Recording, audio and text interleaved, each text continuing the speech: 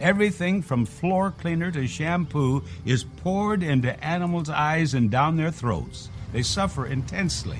Some even go blind. The price is never right for products tested on animals. Visit PETA.org for a list of cruelty-free companies. Did you know there are over 3,000 kinds of snakes? And most, being shy, pose no threat to humans. But they are still feared and killed, even for frivolous fashion. In his poem Snake, D.H. Lawrence marvels at a snake drinking from a water trough. He succumbs to irrational fear and impulsively throws a log at the very animal he admired moments before. He writes, "And immediately I regretted it. I thought how paltry, how vulgar, what a mean act. I despised myself and the voices of my accursed human education, and I wished he would come back, my snake, for he seemed to me again like a king in exile, uncrowned in the underworld." This is Ingrid Newkirk with PETA, reminding us it's easy to be kind by choosing fake snake over real skin for belts, bags, and shoes. Between the darkness on the street and the houses filling up with light, between the stillness in my heart and the roar of the approaching night. I gotta let this song play for a minute. This is one of my favorite Jackson Browne songs. Somebody turns the corner out of sight, looking for somebody. Somewhere in the night. Woo! I'll be listening to this tonight. Forgot how much I love it. Everyone, welcome back to One Life Radio. This is Bernadette with Diamond Gray. I've got Lexi Brinkley and Aviana Barrientos in studio with me, and I have Dr. Jonny Bowden on the line. I just love this guy. He is also known as the nutrition mythbuster and is a nationally known expert on weight loss and health.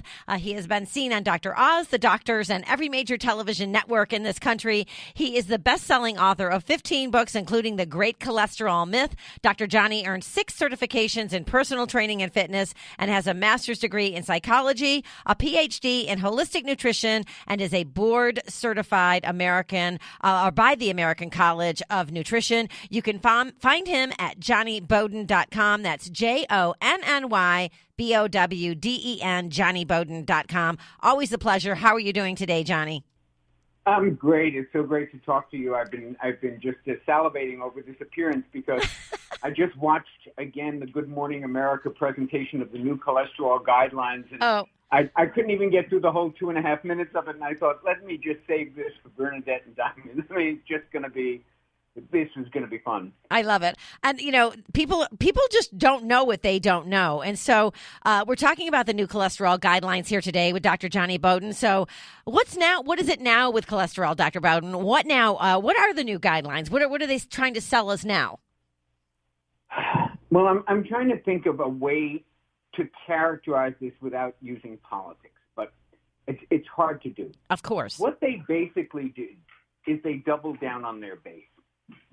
Yeah. They decided they're never going to convert people like me and the growing body of medical doctors and PhDs and DOs and NDs who are questioning the cholesterol hypothesis in the first place. So they're talking to their base. And what they basically did, and when I watched Good Morning America, I have to tell you, I saw every audience that I speak to. I saw across the country the people who show up when I speak and the people who watch the morning television shows I go on. And they are as removed from this debate as many people are from what's going on in Washington. It's like, that doesn't have anything to do with me. I don't care if this Russia investigation. It doesn't affect me. Right. And our debates about this stuff don't affect them.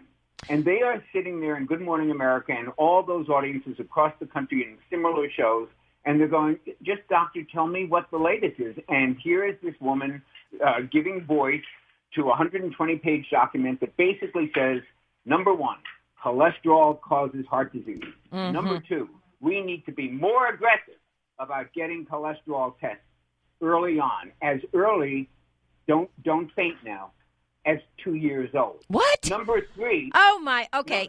Oh, my gosh. Yeah, Go ahead. Wait. Now you're beginning to get my reaction. Okay. Okay, and wait, there's a third part. We need to be much more aggressive about giving statin prescriptions. Oh, my God. Those were the three takeaways. Wow. And if you know anything about rhetoric and debate, you know that they set these things up. Here's what they did. They said, let's do some true and false things. Let's ask our audience if this is true or false. And they set up, one of the true or false statements was, everyone who takes statins will have a side effect. Well, guess what? None of us ever said that. Yeah. That's a straw man. Mm-hmm. It's called the straw man theory. Set up something your opponent didn't say and then beat it down.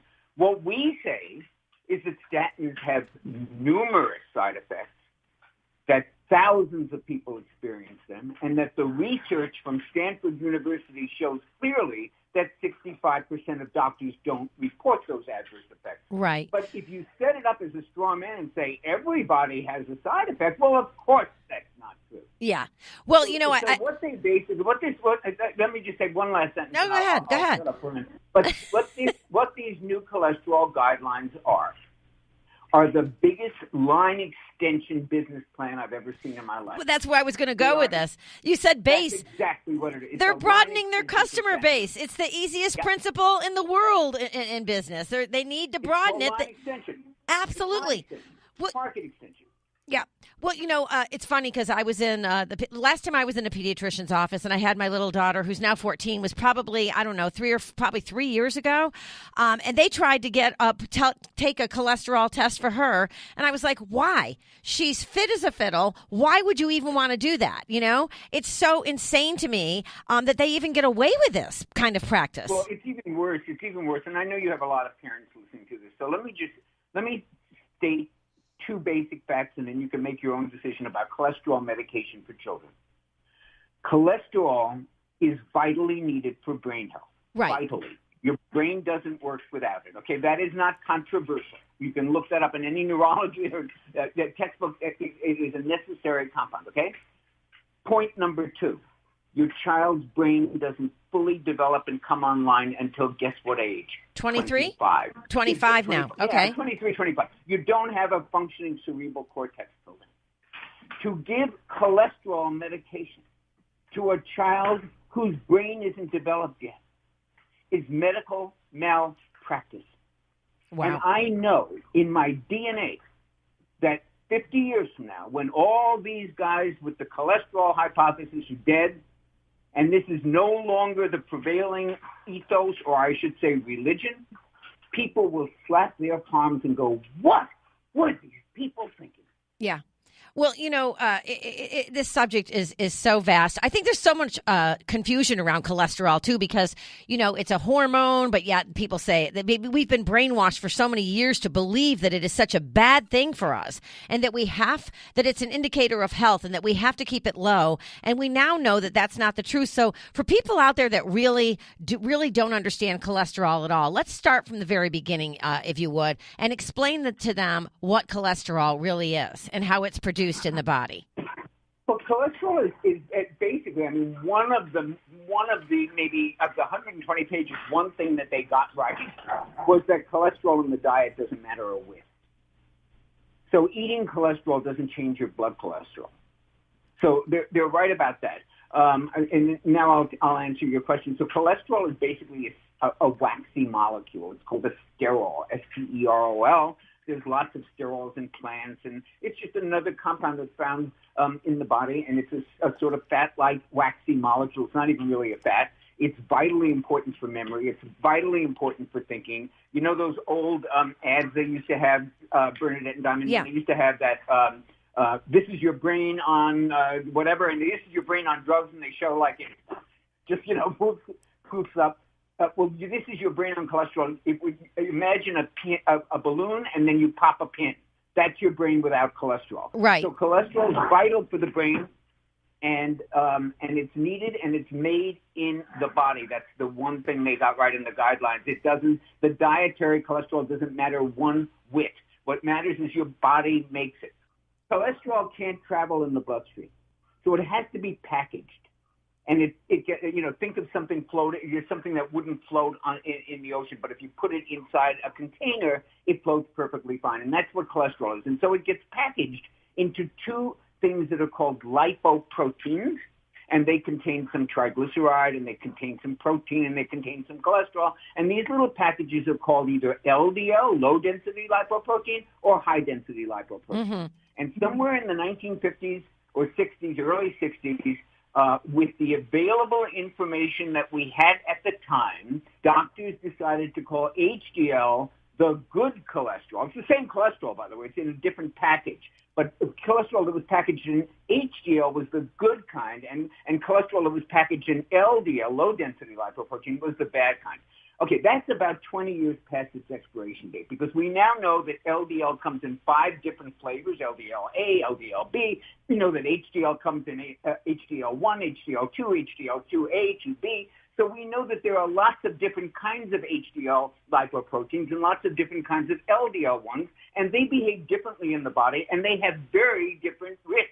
Mm-hmm. And yet these doctors are still doubling down on this primitive way of measuring cholesterol that tells us nothing. Well, yeah. Because an HDL molecule can have a lot of HDL-2B, which isn't very good, but it could also have a lot of 2A. You got to know that, and there's a simple test for that, and these doctors do not even know about it, let alone recommend it, and it's called the particle test. Yeah.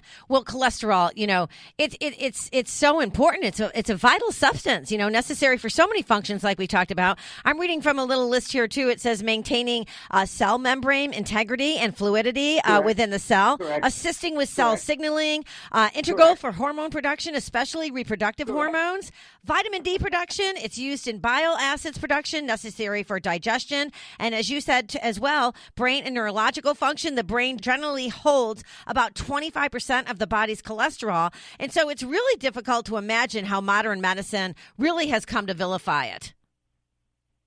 Well, it's amazing, and it's sort of a little more understandable how it remains that way, because we have a $31 billion industry devoted to lowering it. Right. And we know how to lower it very well. Well, and we have these Go ahead. No, I was just going to say, and is it true that once you're on like a statin, then that leads to other drugs and other drugs? Because basically being on a statin am I being too aggressive saying this, that it can destroy your health? There's certainly plenty of anecdotal evidence to support exactly that, and I would direct listeners, if they're curious about that, to Google a man named Dwayne Graveline.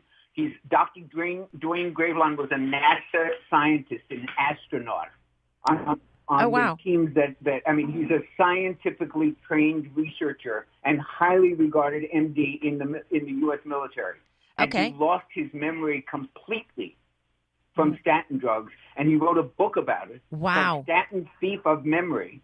Well, okay, so my mind is going to this. We're just talking here, but I read a lot, just like you, and you're very educated on this subject. And so, is there a relationship, do you think, to even statins? Again, am I getting too aggressive here saying this? Is there a relationship to that and Alzheimer's?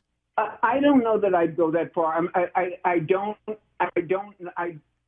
know of any evidence linking that. I know that there's a lot of evidence linking statin use to increased risks of diabetes. A number of studies. I think the Women's Health Initiative, WHI, was one of those. Mm-hmm. Not sure, but there certainly are studies that you can Google and look up where the incidence of diabetes goes up in the group that was given statin drugs. I know that there's little evidence that statin drugs save lives. What often happens is you get, in a group of thousands, you get 1 or 2 less heart attacks in the statin group and 1 or 2 more cases of cancer in the non-statin group, and it kind of evens out. So I don't know that a drug is a success if it makes you die of something else rather than of the thing it's being used to treat.